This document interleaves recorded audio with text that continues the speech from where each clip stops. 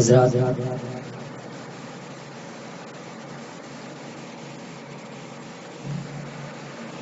ہم اور آپ بڑے ہی خوش نصیب ہیں جو اس بزم محبان اہل بیت میں شرکت حاصل کیے ہیں، اور جو کہ بنام سے داد الشریعہ منائی جا رہی ہے۔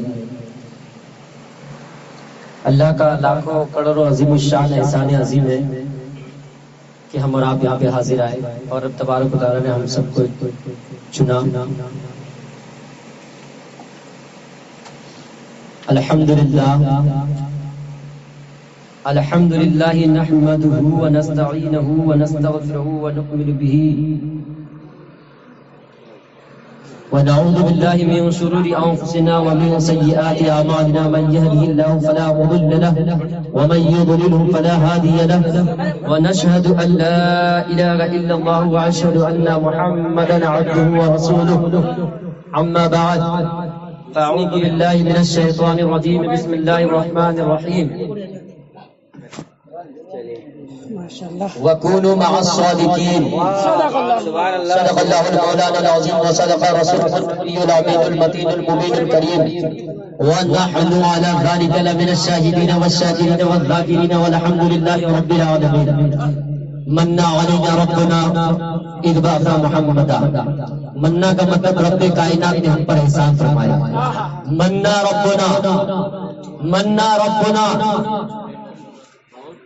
اذ بعث محمدا ایدہ بأیدہ ایدنا بأحمدا، ارسلہ مبشرا وارسلہ ممجدا، صلو علیہ دائما صلو علیہ سرمدا۔ نہ تخت و تاج نہ سیم و مہر کی بات کرو، جو خیر چاہو تو خیر البشر کی بات کرو، اور جو سمجھ نہ سکے اسرار ایکم مثلی، وہ کم نظر ہے کسی دیدور کی بات کرو۔ حضرات، خطبہ مسنہ کے بعد یعنی حمد و ثنا کے بعد میں نے جس آیت کریمہ کی تلاوت کرنے کا شرف حاصل کیا ہے، رب کائنات کلام مجید میں ارشاد فرماتا ہے وَقُولُوا مَعَ الصَّادِقِينَ، سچوں کے ساتھ ہو جاؤ۔ اس آیت مبارکہ پر روشنی ڈالنے سے قبل آئیے ہم اور آپ لو لگا کر گنبد خضرا کی جانب جناب رسول اللہ صلی اللہ تعالی علیہ وسلم کی بارگاہ عالیہ میں درود و سلام کا نذرانہ عقیدت پیش کرے اور پڑھے بآواز بلند، اللہ رب محمد صلی اللہ علیہ وسلم، نحن عباد محمد صلی اللہ علیہ وسلم، صلو علیہ صلاۃ و سلام علیک یا سیدی یا حبیبی یا رسول اللہ صلی اللہ علیہ وسلم۔ آقائی مولائی مرشدی حضور داد الشریعہ حضور اختر رضا خان قادری رحمت اللہ تعالی علیہ فرماتے ہیں مصطفیٰ ذات یکتا آپ ہے، مصطفیٰ ذات یکتا آپ ہے، یک نے جس کو یک بنایا آپ ہے، یک نے جس کو یک بنایا آپ ہے۔ آگے فرماتے ہیں آپ جیسا کوئی ہو سکتا نہیں، یا رسول اللہ صلی اللہ علیہ وسلم آپ جیسا کوئی ہو سکتا نہیں، آپ ہر خوبی میں تنہا آپ ہیں، آپ ہر خوبی میں تنہا آپ ہیں۔ اور ارشاد فرماتے ہیں آب و گل میں نور کی پہلی کرن، آب و گل میں نور کی پہلی کرن، جانے آدم جانے حوا آپ ہے، جانے آدم جانے حوا آپ ہے۔ پھر فرماتے ہیں آپ کی خاطر بنائے دو جہاں، آپ کی خاطر بنائے دو جہاں، اپنی خاطر جو بنایا آپ ہے، اپنی خاطر جو بنایا آپ ہے۔ پھر فرماتے ہیں آپ کی طلعت کو دیکھا جان دی، آپ کی طلعت کو دیکھا جان دی، قبر میں پہنچا تو دیکھا آپ ہے، قبر میں پہنچا تو دیکھا آپ ہے۔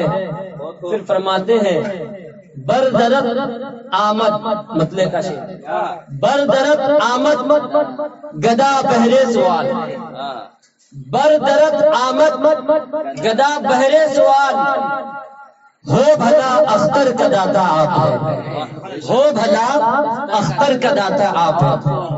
حضرات، سیدی سرکار حضور تاج الشریعہ علیہ الرحمہ کی ذات محتاج تعارف نہیں ہے، یعنی کہ ہم اور آپ تو حضرت کو جانتے ہی نہیں ہیں۔ اگر ہم کچھ بیان کریں تو گویا کہ یوں سمجھ لیجئے کہ سورج کو آئینہ دکھانے کے مطلب، یعنی حضرت کی ذات پہ روشنی ڈالنا، اگر ہم روشنی ڈالیں تو مطلب یوں ہے، یہ بھی نہیں ہے کہ ہم سورج کو آئینہ دکھائیں، اس کے برابر بھی نہیں ہے۔ حضرت کی ذات بے پناہ خوبیوں کے مالک ہے۔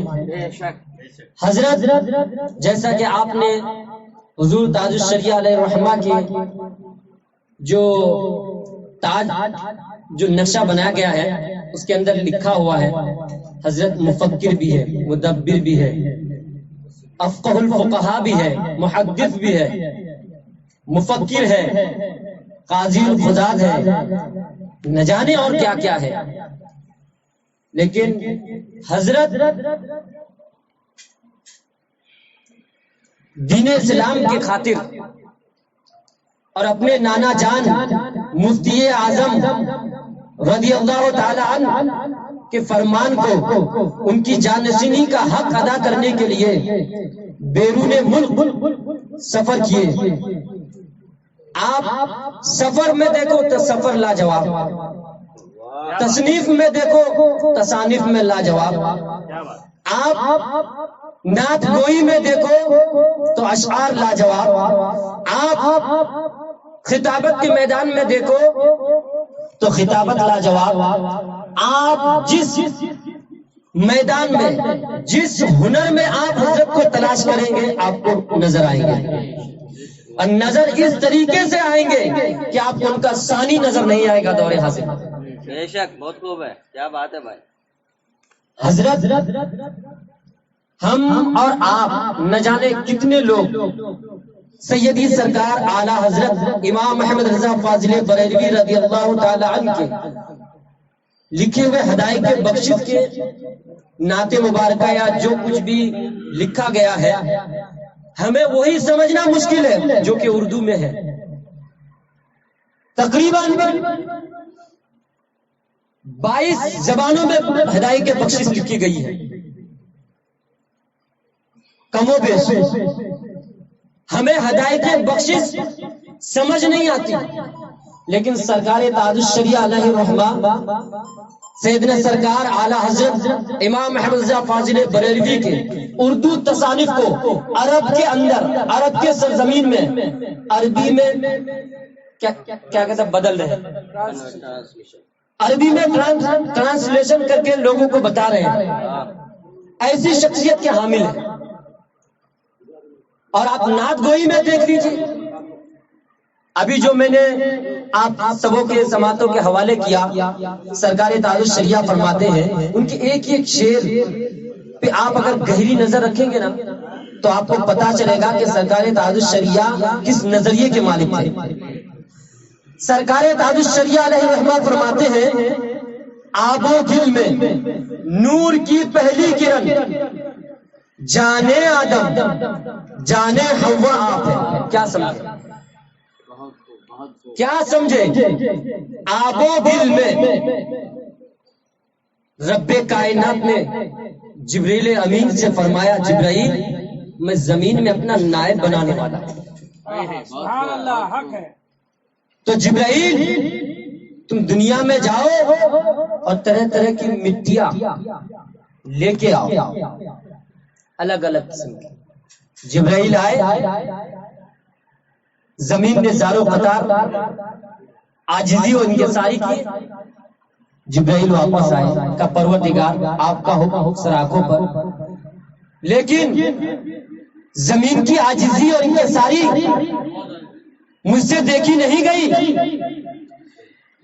رب کائنات نے فرمایا، جبرائیل وہی بات، میکائیل کو بھیجا گیا، اسرافیل کو بھیجا گیا، بالآخر اسرائیل علیہ السلام کو بھیجا گیا. اسرائیل علیہ السلام سنے نہیں، لے کے آ گیا. جب لے کے آئے تو اللہ تبارک و تعالیٰ نے اس مٹی اور آب میں، یعنی پانی اور مٹی میں دونوں کو ملا کر کے ایک مجسمہ تیار کیا، جس کو ہم جسم آدم کہہ سکتے ہیں. جب آدم علیہ السلام کے جسم اطہر کو پائے تکمیل مل جاتی ہے تو رب کائنات فرشتوں کو حکم دیتا ہے، اے جبرائیل ادھر آؤ، ذرا میرے خلیفے کی صورت تو دیکھو. اللہ کا حکم ہوتا ہے. جبرائیل اور فرشتے زیارت کے لیے آ رہے ہیں. کس کی زیارت کے لیے آ رہے ہیں؟ آدم کی زیارت کے لیے آئے. ابھی جسم میں روح نہیں ہے، زیارت ہو رہی ہے. یہاں سے ایک بات سمجھ میں آ رہی ہے کہ ہم بزرگان دین کی زیارت کے لیے جاتے ہیں، ہم بزرگان دین کے مزارات پہ حاضری دیتے ہیں، تو کوئی نیا طریقہ نہیں ہے، کوئی بدعت نہیں ہے. کوئی سیدنا غریب نواز رضی اللہ تعالیٰ عنہ کی گنبد کو دیکھ کے یہ نہ سوچے کہ جب سے سیدنا غوث اعظم اس دھرتی پہ آئے تب سے یہ چالو ہے، تب سے یہ شروع ہوا ہے. نہیں، بلکہ اس وقت سے یہ رواج ہے جبکہ حضرت آدم علیہ السلام کے جسم اقدس کو تیار کیا گیا. اس وقت پتہ یہ چلا، اس بات سے یہ بات معلوم ہوئی کہ اولیاء کاملین کی زیارت کرنا اللہ کے حکم کو پورا کرنا فرشتوں کا طریقہ ہے. بزرگان دین انبیاء کاملین کی زیارت کرنا. اور ہم اہل سنت والجماعت کا متفقہ عقیدہ ہے کہ مومن کبھی مرتے نہیں. تو اب ان کی بارگاہ میں حاضری دینا بدرجہ اولا ہمارے لیے بہتر ہے. پھر جب آدم علیہ السلام کا جسم اطہر تیار کیا گیا، سارے فرشتے حاضر آئے زیارت کے لیے.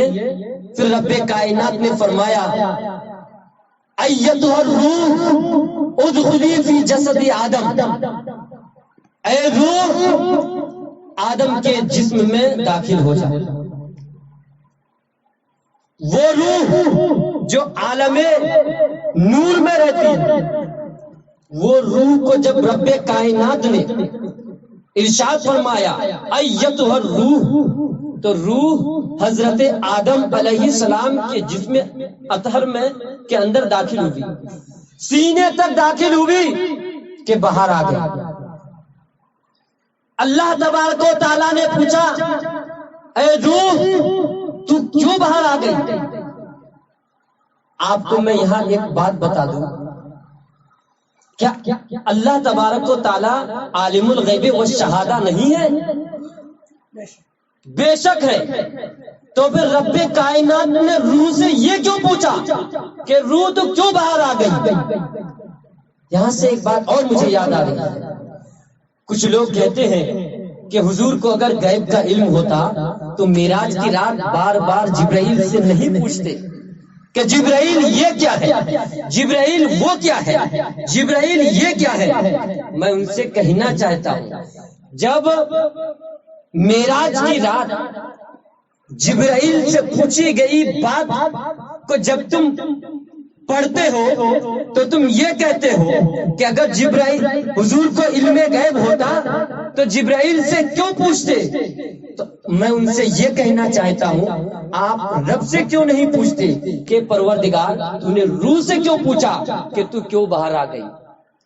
اگر تم رب سے پوچھو گے تو اللہ تبارک و تعالیٰ کا ایسا عذاب کا تماچا تمہارے گال پہ پڑے گا کہ قیامت تک کے لیے اٹھ نہیں سکو گے. آپ کو بتاؤں کہ سوال ایک استاذ کا بھی سوال ہوتا ہے، ایک شاگرد کا بھی سوال ہوتا ہے. استاذ کا جب سوال ہوتا ہے تو وہ سیکھنے کے لیے نہیں سکھانے کے لیے ہوتا ہے. اور شاگرد کا جو سوال ہوتا ہے وہ سیکھنے کے لیے لا علمی کی بنیاد پہ ہوتا ہے. تو رب کائنات نے اور جناب رسول اللہ صلی اللہ تعالی علیہ وسلم نے جو معراج کی رات جبریل امی سے پوچھا تھا کہ اے جبرائیل یہ کیا ہے، تو وہ لا علمی کی بنیاد پہ نہیں بلکہ زمین سے لے کر عرش کی سدرہ کی بلندی تک جب میرے نبی نے جبریل امی سے پوچھا جبرائیل یہ کیا ہے، تو لا علمی کی بنیاد پہ نہیں بلکہ استاذ کی حیثیت سے پوچھا گیا تھا جبرائیل یہ کیا ہے، تاکہ جبرائیل کو پتا چل جائے کہ یہ کیا ہے. اسی طریقے سے رب کائنات نے جب روح سے پوچھا اے روح کیوں باہر آ گئی، تو روح نے کہا پروردگار میں عالم نور میں رہتا تھا اور جب میں آدم کے اندر داخل ہوا تو اس میں اندھیرا ہی اندھیرا تھا، تو مجھے گوارا نہیں ہوا، مجھے بے-چینی ہوئی کہ میں اس اندھیرے میں کیسے رہ سکتا ہوں، کیونکہ مجھے تو عادت سی پڑ گئی ہے نور میں رہنے کی، اسی لیے میں باہر آ گئی. تو رب کائنات نے جبریل امی سے فرمایا اے جبرائیل ادھر آؤ اور سنو، عرش کے نیچے جو میں نے نور کی قندیل بنا کر کے میں نے نور اول کو جس کو میں نے سب سے پہلے پیدا کیا تھا اور عرش کی زینت بنا کر کے قندیل کی طرح زینت عرش بنا کے رکھا ہو، اس نور کو لے کے آؤ اور لا کر کے آدم کی پیشانی میں رکھ دو. حضرت جبرائیل علیہ الصلوۃ والتسلیم اس نور اول کو جس کے بارے میں میرے آقا کریم نے فرمایا اول ما خلق اللہ نوری، سب سے پہلی مخلوق میرا نور ہے. پھر میرے سرکار فرماتے ہیں کنت نبیا و آدم بین الماء والطین، میں اس وقت بھی نبی تھا جب آدم آب و گل کی منزلیں طے کر رہے تھے. حضرات محترم حضرت جبرائیل علیہ السلام اس نور کو عرش سے لے کے آتے ہیں، لانے کے بعد آدم کی پیشانی پہ رکھتے ہیں. پھر رب کائنات روح سے فرماتا ہے ایتھا الروح ادخلی فی جسد آدم، اے روح آدم کے جسم میں داخل ہو جا.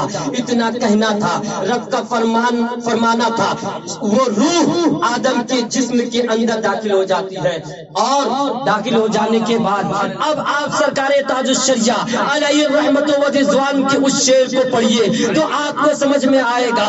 آب و گل میں نور کی پہلی کرن، آب و گل میں نور کی پہلی کرن، جانے آدم جانے حوا آپ ہے، جانے آدم جانے حوا آپ ہے. آپ ذرا ملاحظہ کیجئے، اگر جناب رسول اللہ صلی اللہ تعالی علیہ وسلم کی نور پاک کو حضرت آدم علی نبینا علیہ الصلوۃ والتسلیم کی پیشانی پہ نہ رکھی گئی ہوتی تو بتاؤ کیا ان کے جسم کے اندر روح داخل ہوتی؟ جب روح داخل نہیں ہوتی تو آدم کے اندر جان آتی، جب آدم کے اندر جان نہیں آتی تو ماں ہوا کیسے آتی، ہم اور آپ کیسے آتے؟ تو پتہ یہ چلا کہ سیدنا سرکار تاج الشریعہ علیہ رحمہ فرماتے ہیں کہ جانے آدم جانے حوا آپ ہے، جانے آدم جانے حوا آپ ہے. آپ کو یہاں پہ ایک بات اور بتاتا چلوں کہ جناب آدم علیہ السلام کے اندر جب روح داخل ہو گئی تو جناب آدم علیہ السلام نے اور آدم علیہ السلام سے اللہ تبارک و تعالیٰ نے حضرت حوا کو پیدا فرمایا، اور جب پیدا فرمائے تو حضرت آدم علیہ السلام حضرت ماں حوا سے ملنے کی خواہش ظاہر کی، ملنا چاہتے. رب کائنات نے فرمایا آدم نہیں مل سکتے اس وقت تک جب تک کہ تم مہر ادا نہ کرو. لیکن آپ مجھے یہ بتائیں مہر ادا کرے تو کیا کرے؟ نہ بنگال کا ٹاکا، نہ ہندوستان کا پیسہ، نہ ڈالر، نہ دینار، نہ درہم، کچھ بھی نہیں ہے. کرے تو کیا کرے؟ کہ پروردگار یہ مہر کیا ہے، کیا ادا کروں؟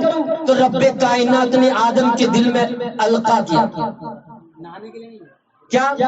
جناب رسول اللہ صلی اللہ تعالی علیہ وسلم پر درود و سلام پڑھنے کا القا کیا رب کائنات نے.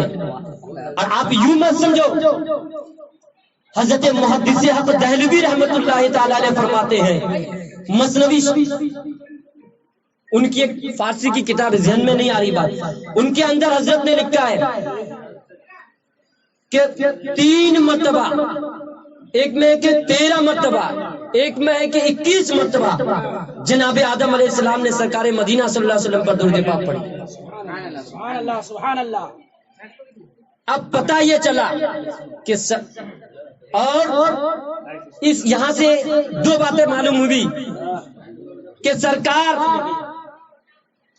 کی ولادت ابھی ہوئی نہیں ہے، آدم دنیا میں آئے نہیں، اور جناب رسول اللہ صلی اللہ علیہ وسلم کی میلاد جنت میں منائی جا رہی ہے، اور منانے والا کون ہے؟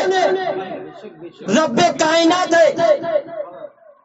اور پھر جب میلاد ہو گئی، اللہ تبارک و تعالیٰ نے درود السلام کا بھی حکم فرمایا، تو پتہ یہ چلا کہ درود و سلام پڑھنا اور میلاد کی محفل سجانا یہ کوئی بدعت نہیں ہے، یہ کوئی دنیاوی رواج نہیں ہے، یہ کوئی ہندوستانی پاکستانی رواج نہیں ہے، بلکہ یہ جنتی رواج ہے، اور یہ نبیوں کا طریقہ ہے، اور یہ فرشتوں کا طریقہ ہے، اور یہ حکم رب کائنات کا ہے، جس کے بارے میں اور میرے سیدی سرکار تاج الشریعہ فرماتے ہیں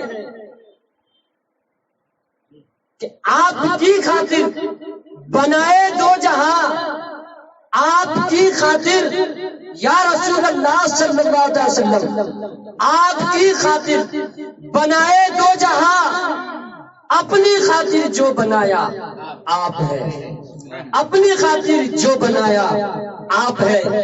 پتہ یہ چلا کہ ہم اور آپ جب ہم میں سے جن کی شادیاں ہو گئی ہے تو بہر کہ اب جن کی ہونے والی ہے، میں تو یہ کہوں گا کہ نکاح کے وقت ضرور صلاۃ و سلام پڑھیں، صلاۃ و سلام پڑھیں، کیونکہ یہ جنتی رواج ہے، اور جب صلاۃ و سلام پڑھیں گے تو آپ کو جنت کی برکتیں ملیں گی۔ آپ سبحان اللہ ماشاء اللہ حق ہے۔ اب آپ سیدنا سرکار تاج الشریعہ کے شعر کو پڑھیے، آب و گل میں نور کی پہلی کرن، جان آدم جان حوا آپ ہے۔ اب میں ان لوگوں سے کہنا چاہتا ہوں جو بدعت کی رٹ لگائے ہیں، ارے اگر جنت میں آدم درود و سلام نہ پڑھتے تم کہاں سے آتے بھائی؟ تم کہاں سے آتے؟ تو پتہ چلا بدعت نہیں ہے، یہ جنتی رواج ہے۔ لیکن ایک بات یہ بھی ہے نا کہ گھر کی بات گھر والے جانیں گے نا، باہر والے کیا جانیں گے؟ گھر کی بات گھر والے جانیں گے، باہر والے کیا جانیں گے؟ ارے بھائی ان کو تو پہلے ہی جنت سے نکال دیا گیا تھا، وہ کیا جانے گھر میں کیا ہو رہا ہے، ان کو تو بدعت ہی لگے گا نا۔ بہرکیف یہ تو حضور تاج الشریعہ کی لکھی گئی ایک اشعار ہے، جس کو میں نے آپ لوگوں کے سماعتوں کے حوالے کیا۔ حضرت کے ایک ایک کلام پہ اگر روشنی ڈالی جائے تو یہ رات کچھ بھی نہیں ہے، یہ مہینہ سال کچھ بھی نہیں ہے۔ میں نہیں بھائی، سب اگر بیان کرنے لگ جائے تو ایک ایک شعر پہ ہم اور آپ بھی اگر بیان کرنے لگ جائے تو کچھ بھی نہیں ہے۔ بہرکیف سیدنا سرکار تاج الشریعہ علیہ رحمت و رضوان جانا سنیے حضور مفتی اعظم ہند شاعر کہتے ہیں کہ نگاہ مفتی اعظم کی ہے جلوہ گری، نگاہ مفتی اعظم کی ہے یہ جلوہ گری، چمک رہا ہے جو اختر ہزار آنکھوں میں، چمک رہا ہے جو اختر ہزار آنکھوں میں۔ حضرات حضور سیدی آقائی مولائی تاج الشریعہ حضور اختر رضا خان قادری رحمت اللہ تعالی علیہ بریلی شریف سوداگران 23 فروری 1942 عیسوی کو بریلی شریف میں پیدا ہوئے، اور تقریباً 3 حج کیے۔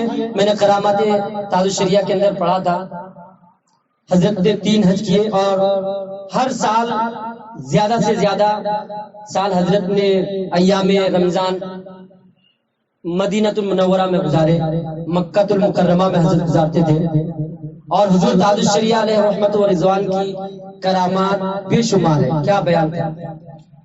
اگر اجازت ہے تو بیان کروں. آقائی مولائی حضور تاج الشریعہ کی کرامت جب میں نے پڑھا تو مجھے لگا یہ کرامت خاندانی تو ہے. وہ ٹرین والا واقعہ تو آپ نے سنا ہی ہوگا، حضور سیدنا سرکار اعلیٰ حضرت رضی اللہ تعالیٰ عنہ کا. جب میں نے حضرت کا پڑھا تو مجھے لگا رہے ہوا. اور ایک چیز میں یہ سوچ رہا ہوں جب سے میں ہوش سنبھالا ہوں کہ سیدی سرکار تاج الشریعہ علیہ رحمت و رضوان جیسی شخصیت میرے عقل و ہوش کے مطابق دور حاضر میں نے کسی کو نہیں پایا، کسی ملک کے اندر نہیں پایا. بلکہ میں نے پڑھا تھا تجلیات تاج الشریعہ کے اندر کہ اردن کی رائل سوسائٹی والوں نے ایک فہرست مطلب لوگوں کی جو ہے نا مشہور شخصیات کی فہرست مطلب بنائے.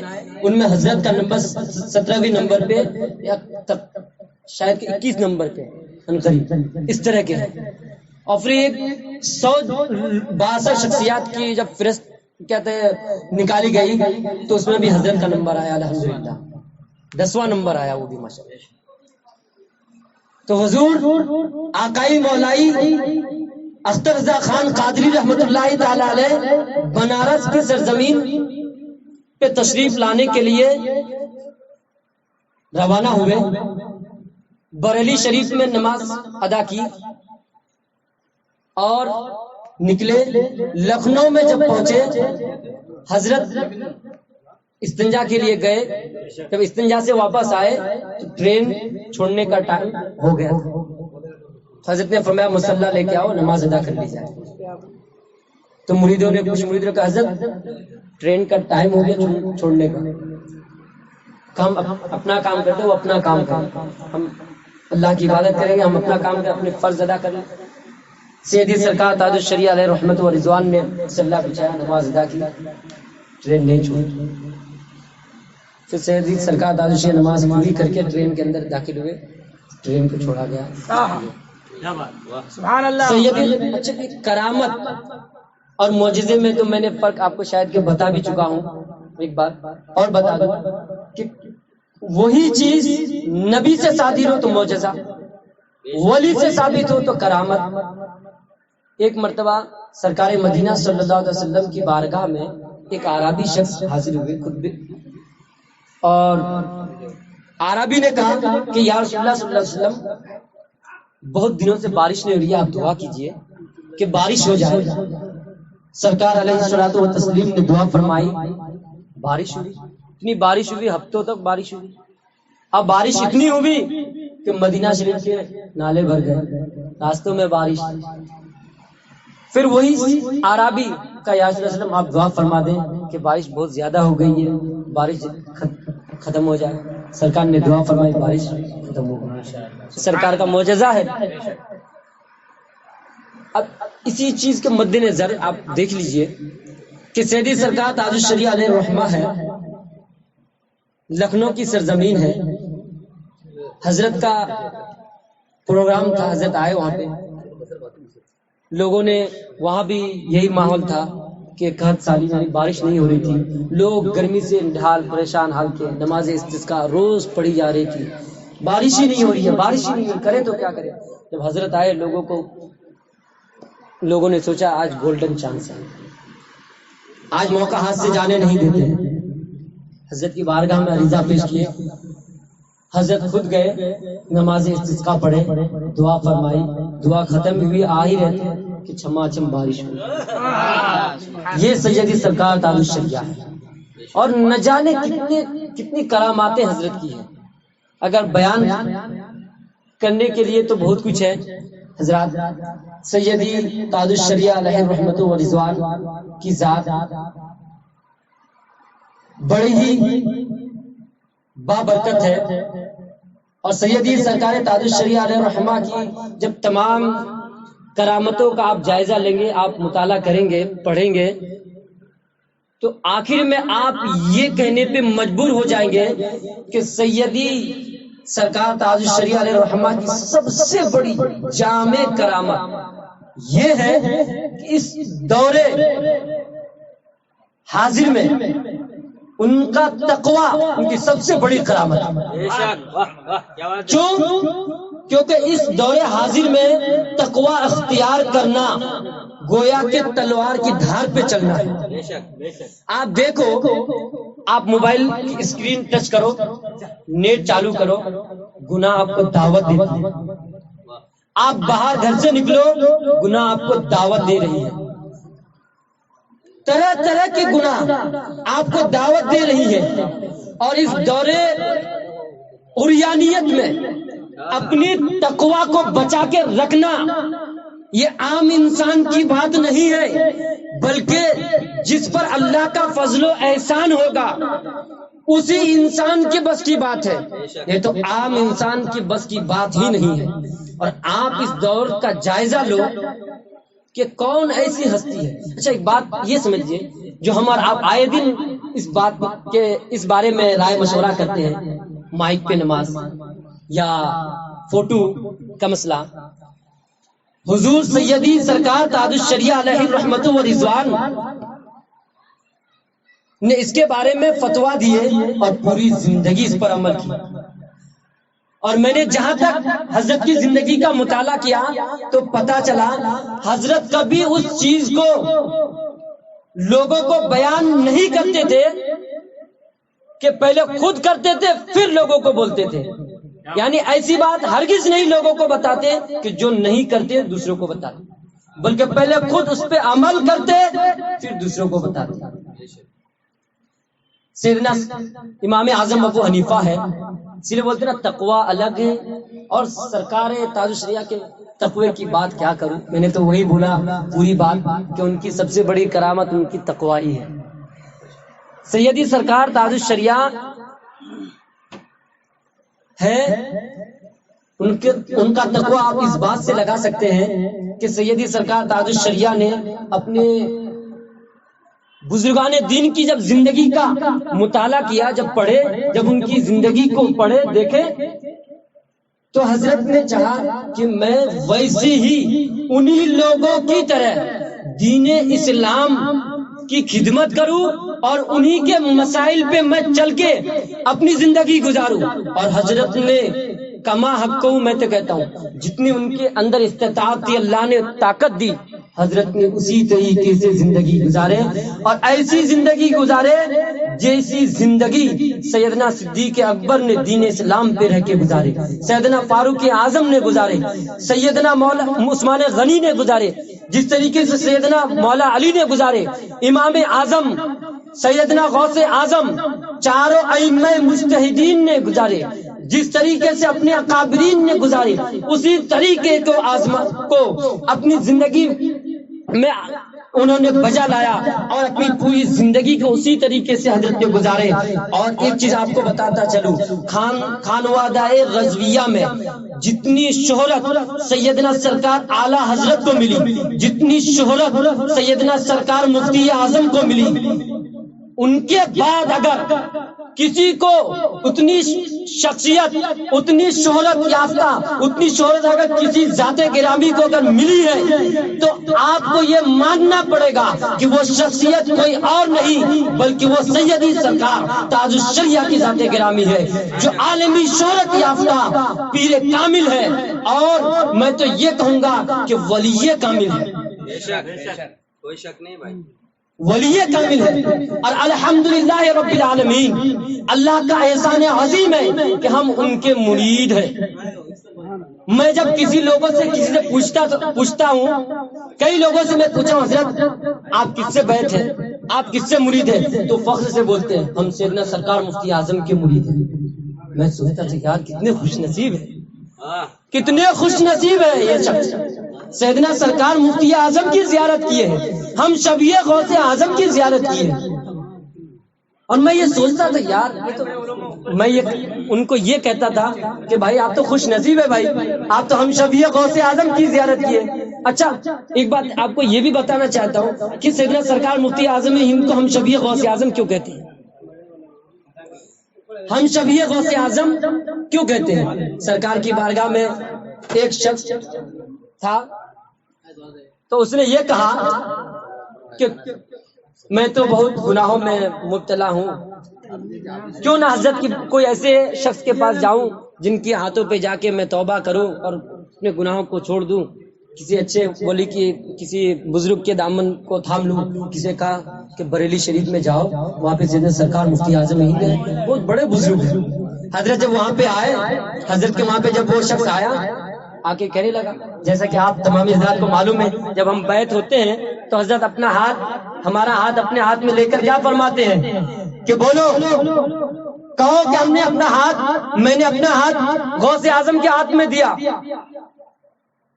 اس شخص کے ہاتھ کو سیدنا سرکار مفتی اعظم ہند نے لیا، لینے کے اپنے ہاتھ پہ رکھا اور فرمایا کہ بولو، کہو کہ میں نے اپنا ہاتھ سیدنا غوث اعظم کے ہاتھ میں دیا. اس شخص ہاتھ کھینچ لیا. حضرت کیسی بات کر رہے ہیں؟ میں تو جھوٹ، غیبت، برائی، یہ سب چیز کو چھوڑ کے آپ کی بارگاہ میں آیا تاکہ یہ سب آپ کے ہاتھ میں آ کے بیعت ہو جاؤں اور سب سے توبہ کر لوں.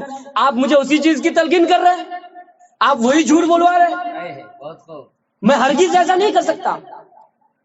کہا نہیں، بیعت ہونے کے وقت یہی سب کہتے ہیں اور سب کو کہنا پڑتا ہے. سیدنا سرکار غوث اعظم رضی اللہ تعالیٰ فرماتے ہیں انہی کی دین ہے غوثیت کا مرتبہ اور یہ ولایت انہی کے در سے ملتی ہے. اور انہوں نے ہی فرمایا ہے کہ قیامت تک کے جو بھی مجھ کو اپنا پیر کہے میں اس کا پیر ہوں اور وہ میرا مرید ہے. اور دنیا کے کسی کونے میں رہ کے اگر وہ مجھ کو میری مدد کے لیے اگر مجھ کو پکارے تو میں اس کی مدد کے لیے حاضر ہوتا ہوں. تو تم دو اپنا ہاتھ اور کہو میں نے اپنا ہاتھ غوث اعظم کے ہاتھ میں دیا. بولے میں ہرگز نہیں دے سکتا، میں ہرگز ایسا نہیں کہہ سکتا. سرکار سیدنا سرکار مفتی اعظم ہند جلال میں آئے، مریدوں سے، خادموں سے فرمایا کہ ادھر آؤ، ہم دونوں کے اوپر چادر ڈھک دو. چادر ڈھک دی گئی. تھوڑی ہی دیر میں وہ مرید کہتے ہیں، وہ خادم کہتے ہیں کہ تھوڑی دیر میں ہم کیا دیکھ رہے ہیں کہ اندر سے آواز آ رہی ہے، ہاں میں نے اپنا ہاتھ غوث اعظم کے ہاتھ میں دیا، ہاں میں نے اپنا ہاتھ غوث اعظم کے ہاتھ میں. 3 مرتبہ ایسی آواز آئی. پھر سرکار مفتی اعظم ہند نے چادر ہٹائے. بعد میں جب اس خادم نے اس شخص سے ملا، کہا کہ بھائی پہلے تو میں دیکھ رہا تھا کہ آپ بار بار ضد کر رہے تھے نہیں دوں گا نہیں دوں گا نہیں کہوں گا، لیکن جو ہی چادر ڈھک دی گئی آپ چادر کے اندر سے آواز آ رہی تھی آپ کی کہ آپ بار بار کہہ رہے تھے کہ ہاں میں نے اپنا ہاتھ غوث اعظم کے ہاتھ میں دیا.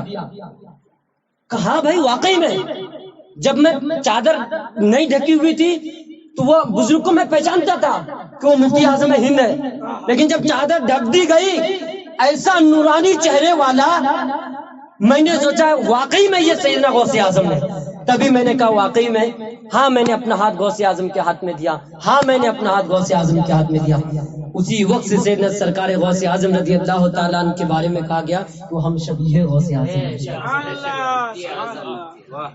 حضور مفتی اعظم ہند کی وہ ذات ہے جن کو ہم شبیہ غوث اعظم کہے جاتے ہیں.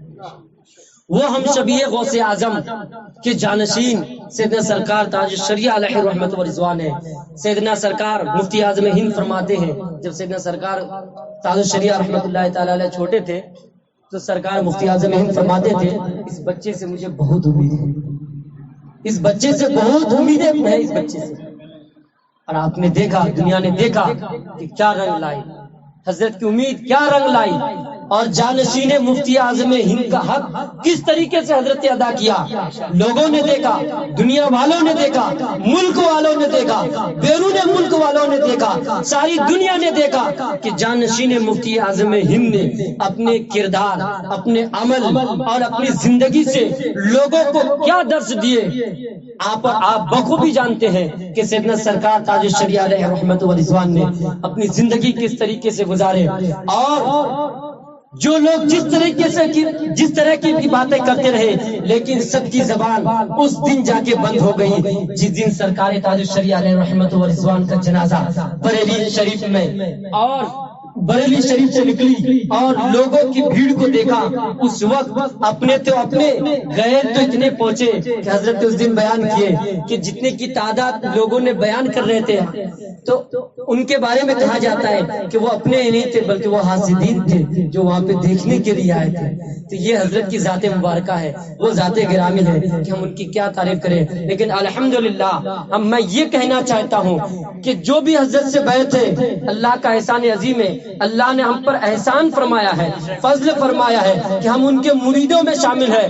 جس طریقے سے سیدنا سرکار مفتی اعظم ہند کے مرید اپنے اوپر یہ فخر کرتے ہیں، اپنے آپ میں یہ محسوس کرتے ہیں کہ ہم حضور مفتی اعظم ہند کے مرید ہیں. اور میں جب بھی کسی سے ملتا ہوں، جب میں کسی سے پوچھتا ہوں کہ آپ کن کے مرید ہیں، تو جب وہ کہتے ہیں میں سیدنا سرکار مفتی اعظم کے مرید ہوں، تو میں کہتا ہوں بھائی آپ بہت ہی خوش نصیب ہو کہ آپ ہم شبیہ غوث اعظم کے مرید ہیں، آپ سیدنا سرکار مفتی اعظم ہند کے مرید ہیں. لیکن میں آپ لوگوں سے یہ کہنا چاہتا ہوں جو سیدنا سرکار تاج الشریعہ کے مرید ہے، آپ ہرگز نہ گھبرائے، آپ کو گھبرانے کی ضرورت نہیں ہے. ارے وہ زمانہ، وہ دور عنقریب آنے والا ہے کہ جب آپ سے کوئی پوچھیں گے کہ آپ کن کے مرید ہیں تو آپ بھی اپنے چھاتی کو چوڑا کر کے کہیں گے کہ ہم حضور سیدنا سرکار آقائی مولائی تاج الشریعہ حضور اختر رضا خان قادری کے مرید ہے. آپ بھی اس کو کہیں گے اور آپ کو وہ شخص یہ کہے گا آپ تو بڑے ہی خوش نصیب ہے کہ آپ سیدنا سرکار تاج الشریعہ کے مرید ہیں، آپ تو بڑے ہی خوش قسمت ہے کہ آپ نے سرکار کے چہرے انور کی زیارت کیے ہیں. حضرات میں یہ کہنا چاہوں گا اور یہ دعا کروں گا کہ پروردگار عالم ہم سب کو حضرت کی زندگی سے کچھ سیکھنے کی توفیق عطا فرمائے اور ان کی طرح زندگی گزارنے کی کوشش ہم سب کو کرنے کی توفیق عطا فرمائے. اور یہ دعا کروں گا کہ پروردگار عالم مسلک احمد رضا یعنی مسلک اہل سنت والجماعت، مسلک احمد رضا پہ مولا کریم ہم سب کو رکھ سدا قائم. مسلک احمد رضا پہ ہم سب کو سدا استقامت رکھ، سدا قائم رکھ. میرے آقا سیدی اختر رضا کے واسطے، میرے آقا سیدی حضور اختر رضا کے واسطے.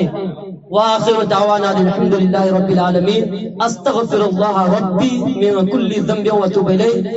اشہد ان لا الہ الا انت استغفرک واتوب الیک.